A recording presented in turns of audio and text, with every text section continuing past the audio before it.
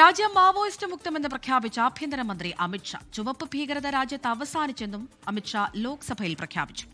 രാജ്യത്ത് ഒരു തീവ്ര മാവോയിസ്റ്റ് ബാധിത മേഖലയും അവശേഷിക്കുന്നില്ലെന്നും ആഭ്യന്തരമന്ത്രി വ്യക്തമാക്കി. കോൺഗ്രസും ഇന്ദിരാഗാന്ധിയും മാവോയിസ്റ്റുകളെ പിന്തുണച്ചെന്നും അമിത്ഷായുടെ വിമർശനം.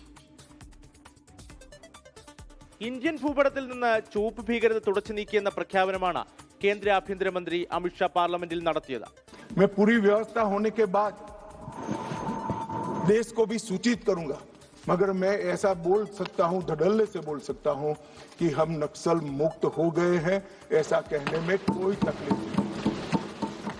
കഴിഞ്ഞ 3 വർഷത്തിനിടയിൽ 706 മാവോയിസ്റ്റുകളെ വധിച്ചു. 4800 മാവോയിസ്റ്റുകൾ കീഴടങ്ങിയപ്പോൾ 2000-ലധികം പേരെ ജയിലിലടച്ചുവെന്നും ആഭ്യന്തരമന്ത്രി വ്യക്തമാക്കി. രാജ്യത്ത് തീവ്ര മാവോയിസ്റ്റ് മേഖലകളില്ലെന്നും നക്സൽ ബാധിത മേഖലകൾ വികസനത്തിലേക്ക് കുതിക്കുന്നുവെന്നും അമിത്ഷാ അറിയിച്ചു. നരേന്ദ്രമോദി സർക്കാരിന്റെ നയങ്ങളാണ് നേട്ടത്തിന് കാരണമെന്നും അമിത്ഷാ.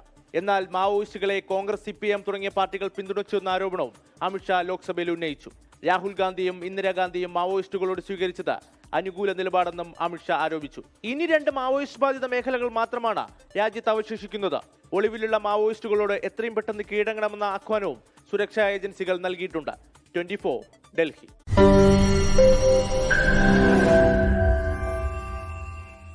ലോകത്തെവിടെയായാലും ഏത് സമയത്തും 24 വാർത്തകളും ഓഗ്മെന്റഡ് റിയാലിറ്റി പാക്കേജുകളും എക്സ്പ്ലെയിനറുകളും വിശദമായി കാണാൻ ഞങ്ങളുടെ YouTube ചാനൽ നിങ്ങൾക്ക് സബ്സ്ക്രൈബ് ചെയ്യാം.